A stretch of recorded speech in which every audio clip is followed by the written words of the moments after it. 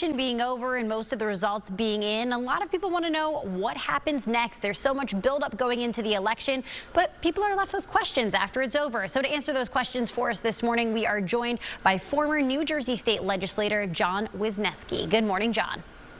Good morning. How are you? Good. Thank you so much for joining us. So let's get right into this. A lot of people were anticipating that the presidential election results, they might take a while, especially with the race being described at different times as a dead heat. So were you surprised that the race was settled as early as it was? I was surprised. I didn't expect it to be known before midnight that Trump will have received the 270 electoral votes that he needed. And a lot of that had to do with Pennsylvania, Wisconsin, and Michigan not producing what the Harris campaign thought they would produce.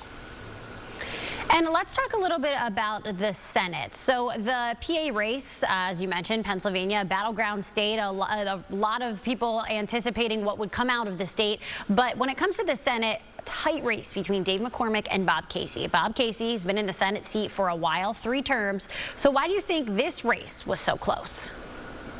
Well, I think the reason that race was so close is the reason why Kamala Harris didn't win. The economy took center stage for most voters. There was a disconnect, I think, in the Democratic messaging that many voters just didn't appreciate. People in working class neighborhoods are feeling the effect of what happened, the after effect of COVID, the stimulus, the inflation that came afterwards. And I don't think that the Democratic message really addressed that head on in a way that satisfied voters. And so they held their nose and voted for Donald Trump. And as a consequence, that had down ballot effect on voters as well. And do you think that's why the Trump campaign was successful, because it was very heavy to do with the economy versus Harris, who, as you said, maybe didn't address it enough? Yeah, well, let's not forget that Kamala Harris had basically 100 days to campaign for president, which is a remarkably short period of time. As vice president, most people, her included, don't get an opportunity to demonstrate their skills because you're always number 2 behind the president. And so she had a lot of catch up to do. She did a great job. She came very close. And maybe if she had another 30 or 60 days, she could have closed the deal. But ultimately, her message about protecting the institutions of democracy, protecting the Constitution, calling Donald Trump an existential threat, did not resonate well enough with voters compared to their concerns about the economy. Now, look, the American economy is doing pretty well, but there are sections of the country, Pennsylvania, Wisconsin, Michigan, where on average, incomes are not where they could have been had it not been for the pandemic. And that wasn't really fully addressed by the Democratic messaging.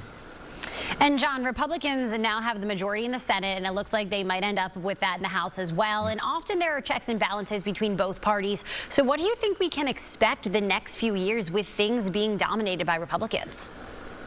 So it seems like Republicans, as you point out, are on their way to have a trifecta. We still are waiting for a number of House races to be decided, so that could change. But if they do have control of both the Senate and the House of Representatives, as well as the executive branch, they will be able to enact their agenda for the next 2 years.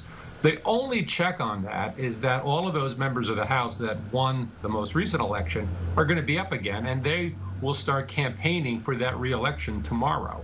And so they will be very mindful about enacting policies that may not resonate well with voters. Donald Trump, if the Constitution is followed, this is the end of it for him. He can't run for re-election, so he may not have the same interests as members of the House who have to run for re-election. All right. Well, John, really a great insight. Thank you so much for joining us this morning. And quickly before we go, where can people find more about you? They can find me on the web, wisniewskilaw.com. All right, John, thank you so much for joining us this morning. Thank you very much. Appreciate it.